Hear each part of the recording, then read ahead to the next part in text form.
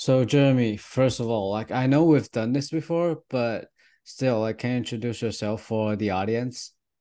Of course. My name is Jeremy Fischer. Well, I'll tell you a little bit about myself. I coached competed and was a 276 high jumper or 229 high jumper at Wisconsin, and did a little bit of professional track. And then after that, I started coaching. I coached at Cal State Northridge, where one of my first national champions was high jumper, actually.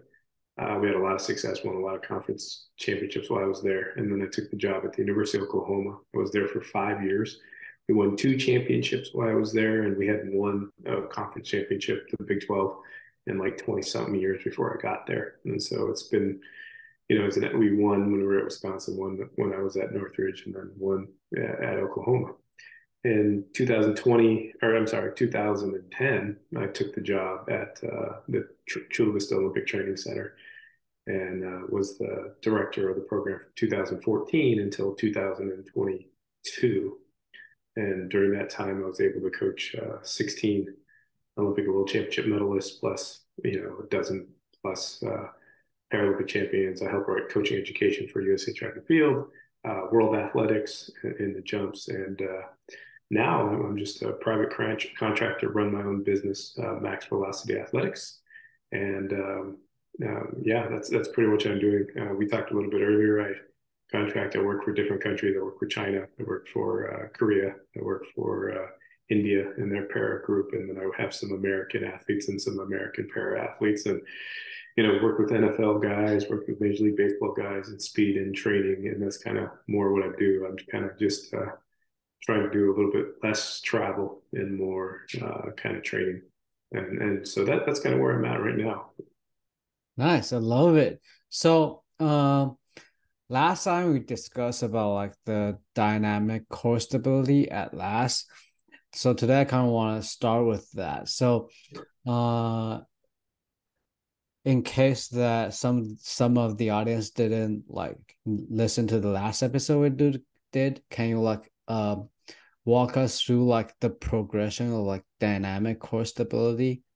A lot of people do. We know that core is so important to stabilization. Forces being emitted through the body, and I mean, you watch, Jonathan Edwards, and probably one of the most core stability demanding events, the triple jump, and you watch Jonathan. There's like this very little amortization that happens at the waist and bending or anything like that in his world record jumps. And any jump that you see, long jump, triple jump, high jump, pole vault, or sprints, I mean, you see very little. You'll see a lot of core stability, and so the idea was I was working with the biomechanics group with USA Track and Field, Jill McNitt, who's runs the biomechanics and one of the professors at University of Southern California, USC. And we worked with each other for quite a while. And we kind of looked and we saw that definitely on the better jumps, the core and the stability of the core is so important. And so we started to think of like, okay, what are ways to train that? Because you can't just do core in regards to like, sit-ups and, planks and whatever else that, creates stability. It's nice to have that strength, right? But everything that we do happens in such a quick, I mean, you're talking 0.12 to 0.14 seconds, and sprinting, you're talking 0.09 in max velocity as far as ground contacts. And you're trying to create force into the ground and emit it back through and not lose, that force. And so we started to talk about, doing the regular core, but then there's the dynamic core stability and strength drills.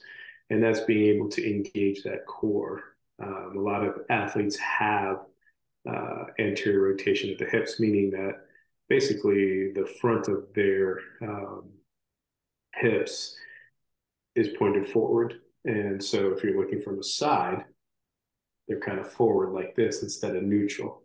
And so just if you think of like running and stuff like that, if the hips are forward like this, then all the running is going to be backside, and you're going to limit actually how much that thigh comes up because there's a physical limit because the hips are kind of forward. Now, if they're neutral, now the thigh can come up the backside mechanics, as we call it, tend to be underneath us more because you have that ability and you don't have that forward rotation. And so that's the components we talked about, is that dynamic core, first of stabilizing neutrality. And then once you do that, limiting rotational things and different things like that. I always like to use the Olympics in 2012, the women's hurdles, and Sally Pearson, she won, and she beat, one of my favorite athletes who I just love, Dawn Harper. And if you look, Dawn is keeps crossing her body like this and creating all this rotation. And, because of that, she's got extra rotation when she's on the ground, where Sally is here. I'm not going to argue both of them are phenomenal athletes. I wouldn't know foot speed or whatever. They're both equally great athletes. But, when you're talking about, thousandths of a second or hundredths of a second, whatever it is, just that rotation of going across your body compared to just staying, midline, not breaking midline, that's huge. And that's part of that dynamic core stability and keeping that core strong and limiting rotation and limiting all those different things. And so we do a lot of exercises, not just, use dowels over the head, we use med balls over the head. And it's not just, it goes from rudimentary, very basic to a little bit more advanced things. So early on, we're just walking and we have maybe a med ball or a dowel over our head or stick over our head. And then we start to do running things. Then we start to do bounding things, jumping things, hurdle mobility, things like that. And we become dynamic with it. And so like anything with progression, as you get that core stability, progress it, become technically more advanced, become a little bit more dynamic with things, and increase what we call intensity with the drills within a certain kind of thing. That translation is better also to the event, because we start off with very rudimentary basic things and we build into a lot more advanced technical things. So if we want to implement this dynamic core stability into our training, does it start what you mentioned, med ball overhead and then in front of the body and then band? Yeah, so I mean, a lot of coaches already do things to implement things within their warm-up during their preparation for the event or something like that. I mean, like any kind of training, it should change as the year goes on, right? If you have a warm-up and it's a very rudimentary warm-up and it's a very basic warm-up, but it gets all the planes of the body, right? And maybe you're doing it, 30% in 30 meters, and you're in the percentage of, you're not really worrying about the intensity of the warm up. You're just kind of using it to, get them warmed up. You use a little bit early on also to get them a little fitness and so forth like that, right?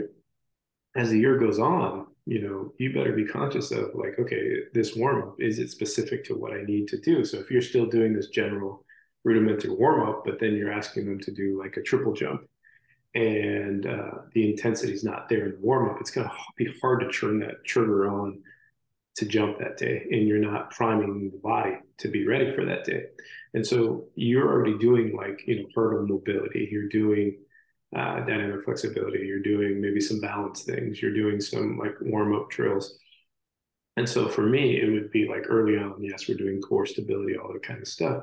But then later on, one day before we run, we may do some hurdle mobility, over the top, trail leg, over the middle, under, over. And early on, we're just, it's very just walk, step over. As the year goes on, the intensity of that drill becomes more dynamic. The hurdles may be spread out a little bit more. The hurdles may be higher. The intensity of doing the drills may increase. And then I start to implement things like using med balls, holding them overhead, or a dowel or stick over their head, so that they engage their core and make sure that they're neutral and they're really conscious of it. Because if you're telling an athlete to, in the triple jump, be okay, you got to keep your hips stable, it's too late. You've got to start implementing it in everyday things, so the athlete becomes second nature and things like that. So that's part of it. And then you can start to throw things into as part of the drills and workouts, because early on, probably early on, practice is short because you have 8 hours in college. Early basic training, it seems like we can get in and out 2 hours. The more technical the training comes, the more intense the training becomes, the longer practice becomes. We'll be out there for 4 hours or something like that. And that's using some of that, increases intensity, using some of the dynamic flexibility, the dynamic core stability stuff, implementing that into the work so that the athlete can continue to get ahead. And so, that's a big thing I think I start to see now, is that coaches do a really good job of getting athletes ready, but not necessarily getting them ready at the right time. College coaches, they pretty much have it down. I think there's the struggle post-collegiately is to get the athletes ready for, if they're foreign athletes, then they only need to get ready really for the peak part of the season. For US, obviously, you got to get ready for trials, for US championships, and the World or Olympic finals. And so that's just part of implementation of training and design and stuff like that. And I think coaches, they do a fantastic job, and they've done a great job of getting athletes fit and jumping good distances.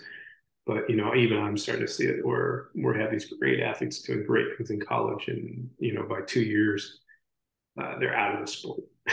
I'm talking, really, really, really good athletes. And in foreign countries, those athletes get support and get to stay in the sport longer.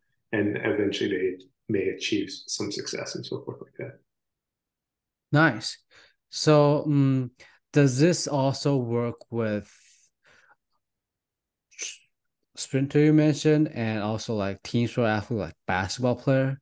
Yeah, because it works for every sport. It works for basketball, it works for football, it works for, American football, baseball, all those different kind of sports, because the more stability you have in your core, the healthier you're going to be.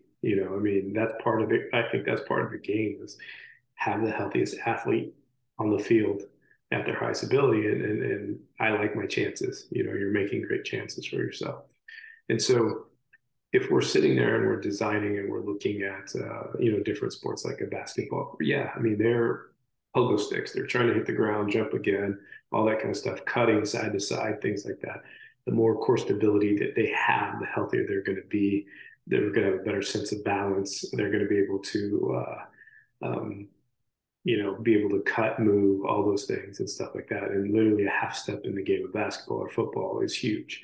And so even when I'm working with my, formerly when I was working with my football guys or baseball guys or soccer guys or whatever sport I'm working with, some basketball kids and stuff like that. Yeah, it's funny, like I'll get kids who come out and they're basketball players, and they were like, yeah, when I first started, I was touching the rim. And, we'll go through like 2 months of training, and, we'll work on core stability, and we'll work on like, general strength things and stuff like that. And they go back and they're like, Coach, I can dunk now. And it's like, I couldn't dunk before that happened. And it's like, yeah, because we're building the system, we're making you a better athlete all the way around. You start with the core, you work your way out, and it's amazing how much better and developed that the athletes get. But it was, I've heard numerous stories where we're working with kids, they play multiple sports, and it's like, yeah, I was barely dunking, and now I can do, I can do 180, or I can do, all these crazy dunks. And they're like, wow. And I haven't touched a basketball or played basketball, or really, we've just been focusing on, this kind of core stability, jumping, whatever it is, there's no gimmicks. It's sport specific training, So I know you already answered this, but like you mentioned, like these athletes the only thing they change is they do dynamic core stability, like hurdle mobility, or like dynamic, like lift the knee, try to cross over, or like try to like bend over. Why is like helping the pelvic get neutral position helps them like jump higher? Well, it's admission of forces. It's just being able to, if you simple biomechanics, if you have ground reaction forces and you have force application into the ground, there's a force vector. So you push it into the ground, and the more stable and the more vertical the push is, then the vector is going to be kind of straight back up. And for a player, that's really important. For a jumper, that's important because the greater the vector is in regards to efficiency and the resultant vector, it's huge if we're talking about mechanics. And just, kind of layman's terms, it's just literally like, if everything's done from a standpoint of simplicity with a contact, support, and then there's propulsion, more efficiency you have in contact, the more efficiency you have in support is going to result in a greater resultant kind of result from the contact, the support, and then being able to get off. So if it's I know this is very simplistic, it's not this way, but you have braking, support, propulsion. Efficient braking, stiffer muscle, good body posture, support, less wiggle, less amortization, then it's going to be a greater, resulting kind of jump or force applied into it. And so, again, the force curve looks like this, and it's kind of big tail. I always say it looks like someone's sleeping in a bed, right? And so the more force you can put on this part, the back part, you can increase that by making that more efficient, and the resultant, and then you're going to jump higher. And that's what we're trying to do. It's, I always say this, like, even though it's, people go, oh, it's scary and stuff like that. At the World Championships in the long jump, 2 guys slipped on the board, and both guys who slipped on the board went 10 feet in the air. And thank goodness they weren't hurt too bad. But it's because all of a sudden, all that horizontal velocity stops, and this big vertical velocity happens, and they go straight in the air. As coaches, that's what we're trying to do. We're not trying to do slip on the board, but we're trying to create that muscle stiffness they get when they slide, and that sudden stop and up in the air. And that's what we're trying to do as coaches, is get that as stiff as possible, get the body to react so that they can get the height off of that. Okay. I mean, that's a very, gross kind of example, but that's what we're trying to do. I mean, we are trying to get as much height as we can with the limit of horizontal velocity, and make that muscle stiff as possible, keep that core as stiff as possible. Cool. So can you like walk us through, like, if I'm gonna, like, let's say, put it down, is it start from on the back or overhead, or like put? Yeah. So anytime, like, you guys can try this a little bit, and use the example of it from, I always like this kind of example. I'll actually have the athlete lay down like this, okay? And I'll have them lay straight on their back, and I'll have them raise their right leg up like this, okay? And they'll try to go as far as they can, right? Then I'll have them lay on the ground, stick their arms out, and I'll have them push against someone else's arm. So like if I'm laying down and my arms are straight out, I'm pushing against this arm. So I'm engaging my shoulders like this. And when I get engaged, what happens? My transverse abs pull my hips neutral. So all of a sudden, this leg that comes up, before it went like to here, it goes all the way to here. And that's because those hips become neutral, and it clears the path for the hip to go. And so that's a perfect example of having the transverse abs engaged, and that's what happens. So I actually do a reverse. You think of it from that standpoint like that. So first it was here. So I want my arms in front of myself. So I'm engaging my abs and I'm keeping them neutral, right? And so I'm running with a dowel in front of my body, right? Like this. And then the next part would be after a couple of weeks of that, then I'll have the dowel overhead, right? Because now I'm in kind of a straighter line, kind of, engaged that way. And then finally, I'll have it here on my shoulders, because now I have to consciously engage those abs, and then make the hips neutral, right?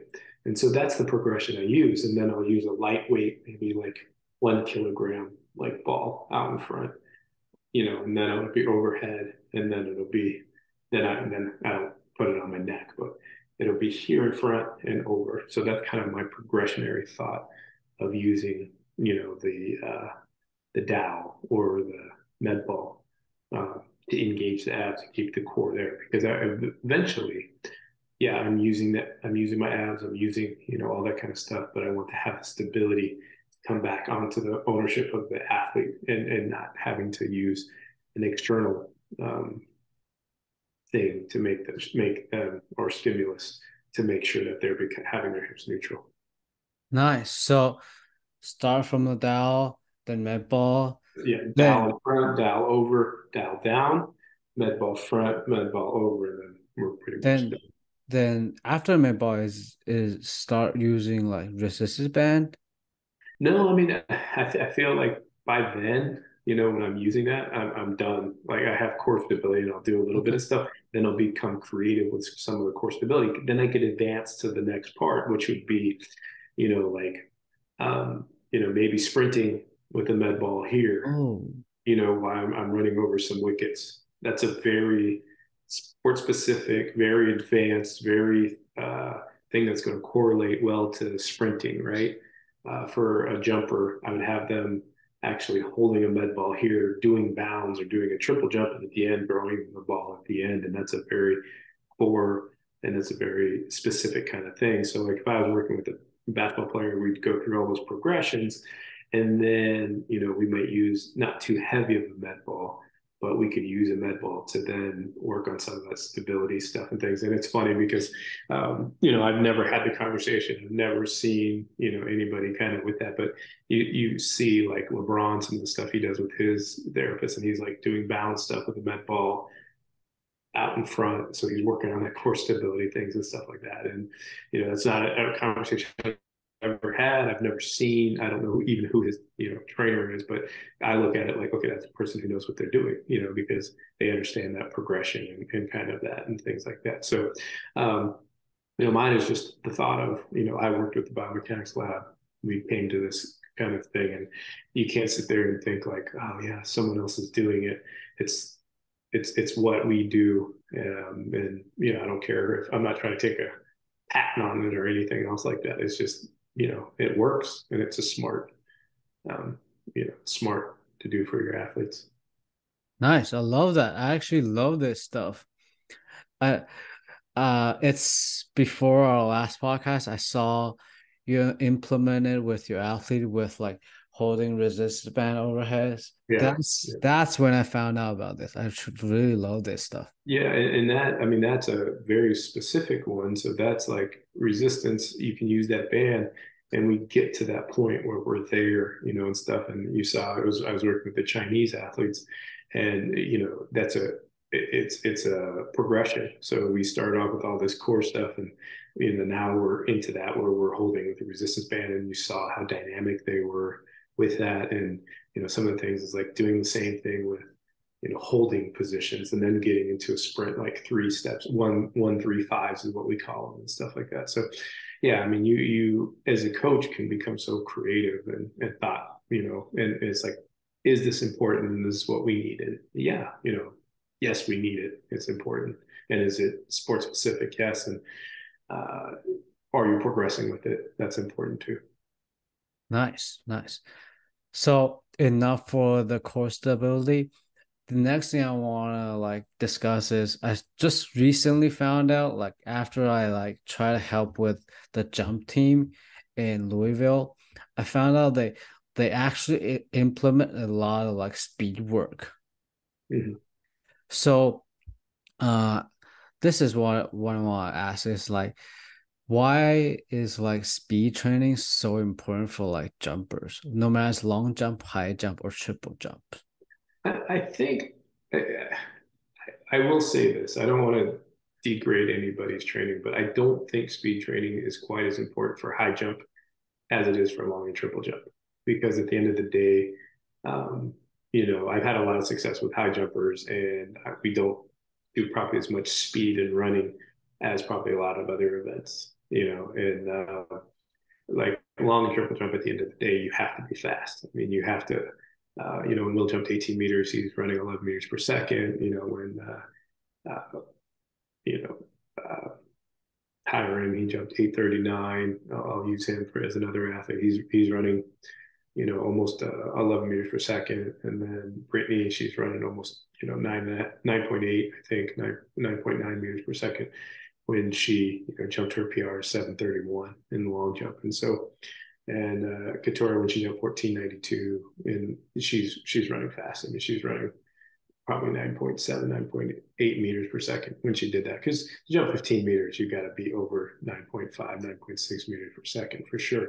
And so horizontal velocity becomes important for horizontal jumpers. I mean, at the end of the day, not triple jump as much as the long jump, but you have to have, that kind of speed. And 9 times out of 10, especially in the long jump, the fastest athlete will usually win. Triple jump, it's probably 8 out of 10. But so the horizontal velocity becomes important. High jumpers, not so much, just because it's not about max velocity. It's not about maximal or optimal control maximal velocity. In the high jump, you're looking at anywhere from 7 meters to 8 meters or, whatever per second. So it's a much more controlled run. And so, and it's a lot about positions and things like that. And so, yes, I mean, it's so important in the horizontal, again, because of that, horizontal velocity you need to jump far. In the high jump, I argue that, not so much. And definitely, these, they're good athletes, but a lot of high jumpers aren't the fastest athletes. I'll use Brigitte Barrett. She's jumped 203, higher than that, 204, I believe, is her PR. But she's now the 2012, I think, Olympic gold medalist. I don't know if they've awarded her yet, but, it's only a matter of due time. But Brigitte is probably one of the slowest athletes I've ever worked with. And that's nothing, wrong with that. But she can steadily run probably like 53 seconds in the quarter. And when her coach was working with her and she was at the peak of her jumping game, that's what she did. She knew she was going to jump high by running, 53 seconds in the quarter. But she probably couldn't break 12.5 for the 100. Right, but she jumped 6.8, So it definitely for a high jumper, it's not as important as muscle stiffness and all those other things that are important for high jumping. Nice. So I'm glad you brought up like muscle stiffness, because that kind of lead me to the next question, is like the penultimate step. So I know for long jump and high jump, there's way different. And triple jump. So let's start from long jump. Okay. So go ahead. Sorry, no, finish. So let's start with long jump. So what should we be seeing, or what should we be looking at the last few steps of the long jump? This is up for a lot of debate, but the one thing I've seen is that in all successful long jumpers, they minimize posture loss, or Boo Schexnayder, he says postural integrity, and that's one of my favorite expressions that he ever used. And I love postural integrity because in posture is so key. And we talk about dynamic core stability when we talk about posture, and when we talk about posture stability, we talk about the hips, the spine, and the neck, and the head. And so having that, and a lot of times the problem with the penultimate is the athletes lose a lot of that postural stability. They lose their posture, so they'll get onto their penultimate, which penultimate, they're lowering their center of mass to create vertical velocity. If you're looking at long jumpers, you're looking at like 3 to 3.4 meters per second of vertical velocity when you hit. So the main thing is you're trying to minimize horizontal velocity loss. So if you're running 11 meters per second, you don't want to decrease your speed to 10 meters per second at takeoff. You want to try to minimize how much speed is lost. So instead of going from 11 to 10, you want to go 11 to 10.5. And when you lose your posture and you try to really set up on the penultimate or second to last step, that's when athletes get height, but they lose distance. And so with the athlete being able to run off, you watch Mike Powell, Carl Lewis, you watch I can't even say her name, Christo, whatever it was, when she set her world record, and you watch the videos, or even Jackie. They minimize that horizontal. They don't set up a lot. They don't lose that postural integrity. It's like just a little simple lowering of their center of mass, and they hit the ground and they go. So you see very little loss that way. So in the long jump, the penultimate, and some people will say taking a long step and then a short step, or taking even steps, so maybe going 2.2 to 2.2, or going from 2.1 or 2.4 to 2.1, or some people say 2.1 to 2.4. The world records were all done using short to long, but consistency, and a lot of jumpers, they use pretty even or short to, or long to short.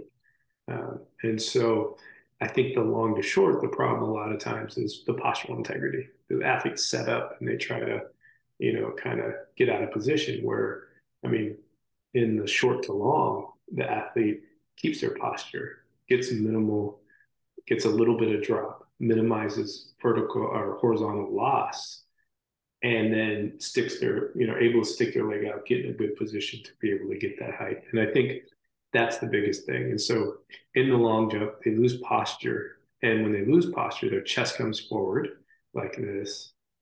And then they get to their penultimate and they're actually tall kind of into it. If you watch most elite jumpers, what happens is they, instead of setting it up, they can stay vertical. Then they can kind of stick their leg out and get in that nice kind of position away. And then they stay in this nice vertical position in the air through landing. I mean, perfect is Mike and Carl. If you watch their competition, like I said, Jackie, when she jumped her super far jump, you look at the women's high dresser, you look at the world records, you look at Ivan Pedroso. He was fantastic.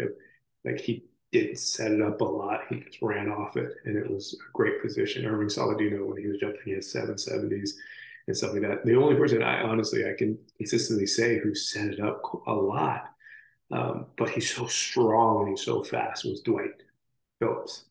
He'd set up quite a bit and lose postural integrity, but he's running 11.1, 11.2 meter per second, and he's super powerful. But not a lot of people can do that. And so my thing is just in the penultimate, keep postural integrity, lower your center of mass just by, being able to have a little knee bend. Try not to lose that or create forward rotation or create flexion at the waist, and then kind of create. So for the long jump, at least, the penultimate, it exists, but we want to minimize loss, and we want to minimize postural. We want to keep that postural integrity as best as possible.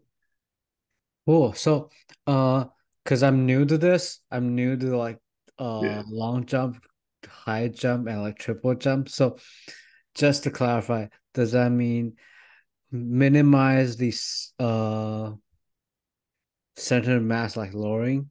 Yeah, minimize that, because it really, I think it does a disservice in the long jump. It really does. I think the athletes, when they, you even watch the world championships, the top guys who jumped 850, they minimizing how much setup they are having and take off. They're really doing a fantastic job of staying vertical. And you had two 850 long jumpers, which,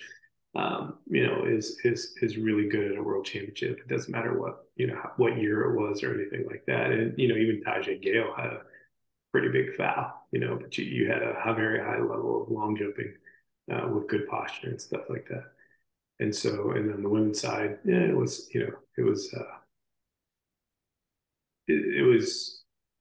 good from, the 714 is a good mark. That's a good mark.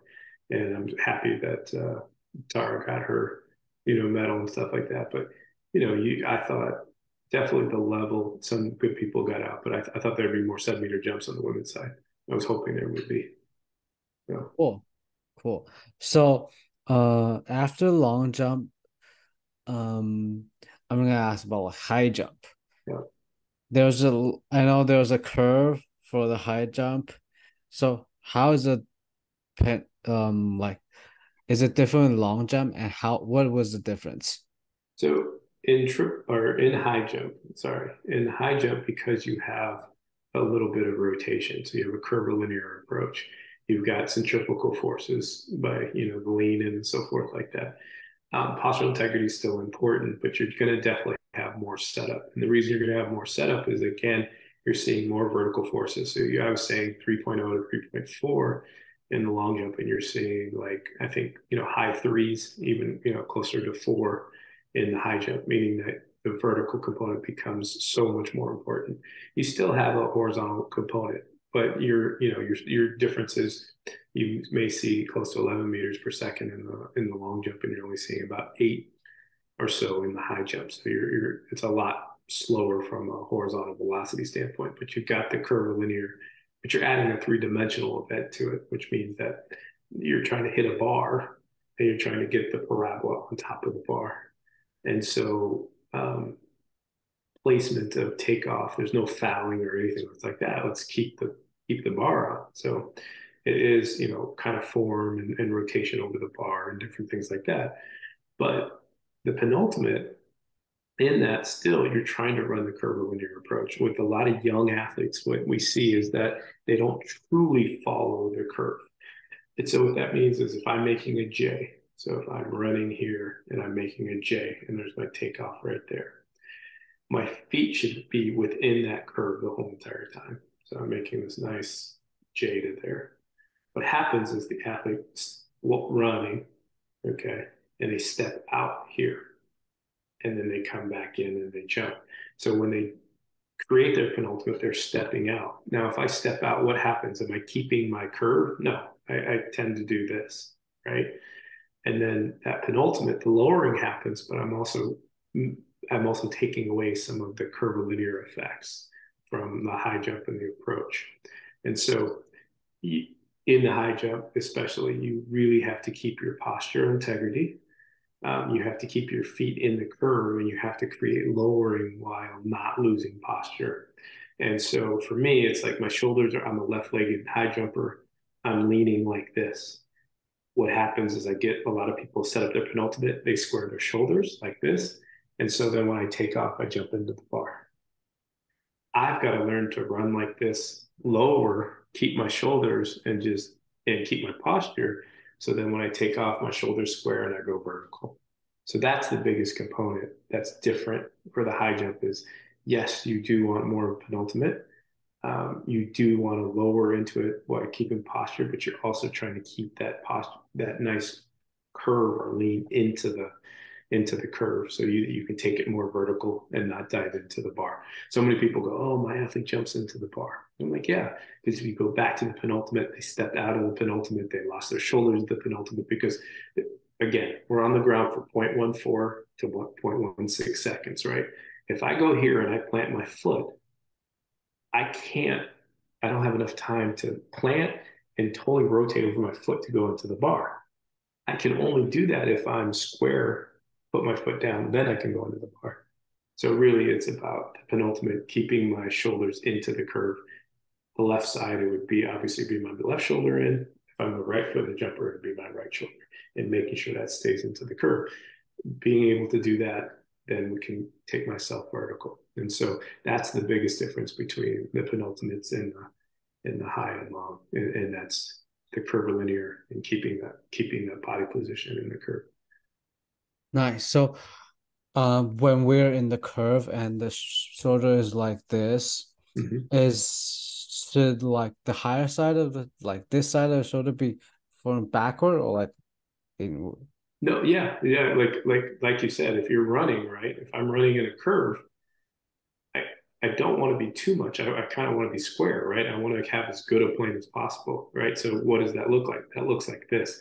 If I do this, some people exaggerate and they tend to keep themselves like this, which is okay. But here, the problem is if I open my shoulder to the left side, then what my foot's going to do is it's going to churn because I'm going to open up my hips because I'm running the curve. So I want to try to keep my shoulders. Some people like to do the reverse, but I like to just be in the plane. If I had a big stick and it was attached to the ground and I was running a perfect curve, I want my shoulders to be square to that curve the whole entire time. And if that's the case, I'm here. It's not here because then I kind of switch it a little bit. So that's just my preference. So, some people like to do this because basically if you look at the fascia in front of the body like this, there's a big X and they like that stretch reflex from that. And I'm like, which I totally respect and I understand that. But even me as a high jumper, just being a former high jumper, the easier it was for me to stay in that curve and keep the mechanics like this. This felt awkward to me. So this felt more natural. And I felt like I could take my vertical up better in that position. Nice. So before we talk about like triple jump, I want to ask, like, let's say like team sport athlete, like basketball player, let's say they're gonna do, there's a fast break, there's a turnover, they're gonna go back at like layup or dunk the ball. The last few steps of like takeoff, is it more like long jump or more like high jump? It depends. Okay. If they're taking off and they're going up for a layup and they're going for a dunk or something like that, right? Just a normal kind of straight on, it's long jump, right? With a little, because they're running straight on, they're driving the free leg. It's kind of different because they're jumping off their left, they're using their right hand. I mean, it's kind of that way. So it's in the position of, in the long jump, what's the difference is that we would jump off our left leg, our right thigh would be up, and then our left arm would be here, right? But if we're a right-handed jumper, we have our arm up here because we're jumping off the ground, which would be our right leg. So jump-wise, it's like high, it's like high jump, right? Because it's your drive leg and your, drive arm are the same side. That's definitely high jump. Or long jump, it would be left here, okay? But you have the basketball unless you're, if you're jumping off your left leg. So that, from a standpoint, like as far as position, it's like high jump. But if we're just on a fast break and we're using our speed, we're definitely doing the long jump component. But now I can change it. If I start to create some rotation and I want to do a reverse, it's just like high jumping.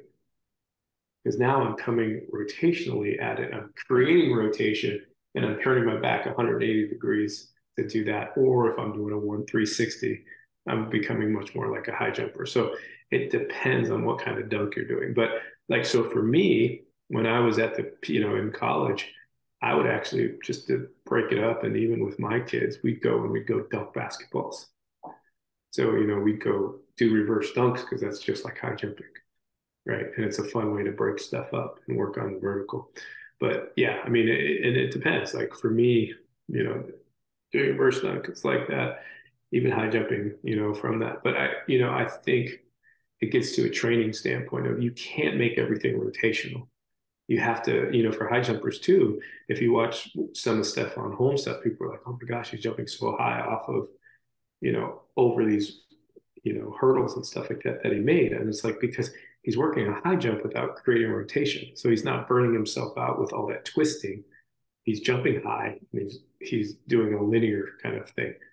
Not if you're a high jumper, you don't have to do everything from a curvilinear standpoint. You can do stuff from a linear standpoint too, and it's still going to be beneficial for high jump. Nice. I love this. So after a long jump, high jump, the interesting one is like the triple jump. So the triple jump, like is different than those two. So can you like explain a little bit about it? Yeah, so the triple jump, the interesting thing, there's not supposed to be a penultimate in the triple jump. I mean, like if you watch, every jump around 18 meters, they don't set up the jump. They literally are like, if I put a piece of, paper in front of the screen and you could only see me running and you didn't see where the board was, you wouldn't know where the board is because they don't give a tell on when they're going to jump. They're literally running, hitting the board and jumping off it. So there's no penultimate stuff. The problem is a lot of triple jumpers, they set up before they jump. And it's a hard habit to break. But if they want to be truly an elite triple jumper, they have to learn not to set up into the board. They have to learn to run off the board and not, set that jump up. And that's a hard thing to teach an athlete who's been taught a penultimate step the whole entire time. But there should not be a penultimate in the triple jump. They literally should be running off the board. And that's the biggest difference. And if they are, they're just adding a vertical component to the jump. And so when you add a vertical component, I mean, I can name maybe one athlete all time who's had super success going super high on there and super long in the first phase, and that's Kenny Harrison. Freak of nature. He said they went like 7 meters on his first phase and stuff like that. And it's just like, it's so hard to stay healthy. It's so hard to, control those vertical forces when you jump that far and stuff like that. He was one of like the only athletes all time to do that. So like to teach another person to try to do that would be almost like impossible. It's a once in a lifetime. So, for triple, you want to teach an athlete to be like a rock skipping in the water. You want to stay low and maintain as much horizontal velocity as possible. Nice. So, last thing I want to ask is like, after I like try to like observe the jumpers, long jump and triple jump and high jump, their movement, their last few steps, I found that, correct me if I'm wrong, like the swing leg retraction from Franz Boss's book is really like you can see it everywhere. Mm-hmm. So it's interesting because if you sit there, and I remember when you said this, I was like, this is an interesting like kind of component and stuff like that. And so basically, like, the swing leg as it comes through, the thigh, like, let's just say this is a good angle. Like, it's hard for me not to bend but there's the thigh and then there's the shank, right? Or, there's your femur and then there's your tib fib down there, right? And so you get into this nice position where this is in this nice vertical position. And then as the hips comes down, it gets extension and then you push into the ground and stuff like that. And I think like when you get into triple extension off the ground, it tends more to be kind of resulting that way. But as we're starting to learn, we're getting short of, we only see triple extension a lot of times, not in acceleration. We see it more in max velocity, and it depends on, the athlete and so forth like that. But as we look into the retraction and we kind of come off, and I would say more what you see, especially in the long jump or the triple jump, is that the athletes will run off the board, their free leg thigh gets to here, and whether they're hitch, hang, or hang hitch, they extend the leg like this and they swing it long and so forth like that. And they get into their hitch kick or the hitch hang or whatever kind of position and stuff like that. And it's like one of the things that I looked at when I was a young coach is I looked at the different events and I looked at like, okay, what was a commonality by successful jumpers? And, you're talking like, I'm not looking at, even 850 long jumpers. I was looking at the best of the best. I was looking at every jump that was, 870 or better, or every pole vault that was over 6 meters, or every women's pole vault back in the day that was over 490, or, triple jump that was over 18 meters, or women's triple jump that was over 1550. And the one thing that I saw, high jumpers over I'd say 35, and women, I think 203 was the kind of standard. And the one thing that you saw on every single one was when they took off, when their foot was still on the ground, that free leg thigh came to parallel. Okay, so they're in this position, that, nice vertical position. This thigh, knee drive off the ground was vertical. I mean, so they're, they get that thigh here, the shank is here, and their foot's still on the ground. That's the one commonality I saw. And so they didn't get into that hip extension when the leg was out. What they did off the ground was a little bit different. And so it was like, what allowed the athletes to do that? And as I started to look back, I started to look at like, okay, every event, long jump, high jump, triple jump, pole vault, it's cyclic action into an acyclic action, right? And so sprinting for the most part is just cyclic through the end. With jumpers, you have a cyclic action followed by an acyclic action that results in, vertical lift or whatever. And so what I saw is you can't ignore the cyclic action that led to that acyclic action. And so if my thighs are parallel, I'm in a max velocity, like sprint mechanics with my thighs up in good posture, I'm not fighting it. I'm running through. I'm able to drive that free leg thigh to parallel, and then get that late, hip extension, and then you talk about retraction into the hip until it starts to cycle. But if those thighs get up and you're in your cyclic action into that acyclic action, it's a lot easier to do. So that's what I started to see in regards to that hip position, being able to get off, kind of into the flight mechanics or whatever it is into that. And so I think,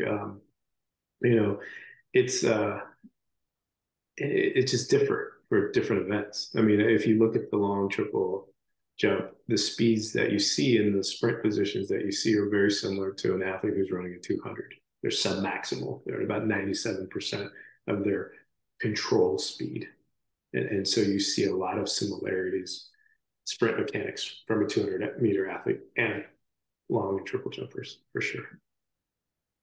Oh, love this. Love this. So, I mean, after like this conversation, I kind of know like why there's tons of like jump coaches like Coach Boo, Randy Hampton, they start with coaching jumpers. They all become like great sprint coaches. Just makes sense. You get to a point where you can't be a jumps coach without coaching sprints. Like, it's funny because the sprint coaches will sit there and they're like, okay, and there's some C-level sprint coaches and stuff like that. But to be a jumps coach is you have to be a great sprint coach first. Like, so even for me, when I took my coach's education, I took sprinting before I took jumps because I felt like I needed to learn how to be a proper sprint coach to teach the jumps that way, to teach the jumps better because it's so important in jumping. And so, but you get to a point of coaching where like, I work with football players, I work with soccer players, I work with basketball players, I work with volleyball players, I work with all the above. I mean, and I mean, now you look at one of the most, you look at like one of the great boxing coaches is Larry Wade, who was a great hurdler and great sprint coach of his own mind. And he's like one of the top, boxing trainers right now. You look at over in swimming and you got Vern Gambetta, and he's one of the best like on land person swim coaches. And so it's just like as a coach, you learn the movement, and once you become like that movement specialist, you can coach anything. You really can, and I do feel that way. I can see any sport. Like if I feel like I'm at a point in my career that if I started to wanted to be a throws coach, I could be a successful throws coach. If I distance wise, it would be a little bit more difficult just because the energy. I mean, I would be great at mechanics and running and stuff like that, but the energy system, just because it doesn't, aerobic and anaerobic and, all that stuff doesn't pertain as much to us. But, I think given in time, I could be a great distance coach if that was the case, and that's because once you have the backing and understanding movement and energy systems and all that kind of stuff, it doesn't matter. You can become great at whatever. Nice. That's kind of like all the question I have for you today. I love Yeah, this. thanks for having me. Yeah, for sure. So for those who are interested in what we're talking about today, where can they find you? So you can follow me on Instagram, Jeremy FHJ. On my Instagram, you guys can go to mva.services. I want people to start to sign up. Yes, there is, you can sign up and pay for that kind of thing, but I'm really excited about what we're going with MVA. We're creating an app. And so the app is going to have literally thousands of videos. So every drill, everything is going to have a video. The questions I get the most is about strength training. So it's going to have every lift. It'll be like a 3 to 5 second GIF of all the exercises so you can see what it looks like and stuff. It'll have a detailed like descriptions of things like that. So I'm really excited about kind of how MVA.services is going. But you guys should be on the, it's like they've got Let's Run for distance runners and they have Throws Universe for the throwers. And I'm like, we don't have a jumps page. And so I created that with the hopes that, there's 230 people. And I just, wish people would come there more and just talk about jumping and jumps and stuff. And, that's my goal for this year is to really grow that aspect of it is just the conversation in the community and stuff like that. And so I'm excited for that. So you can go to nba.services and then obviously maximumvelocityathletics.com. That's my site. And, you know, see all the drills and see everything else, and YouTube, Jeremy FHJ again, all that stuff's there. So I try to share as much information, and I really want, you know, the jumps to have a community like all the other communities are out there, you know. Nice. Thank you. Yeah. Well, thanks for having me on.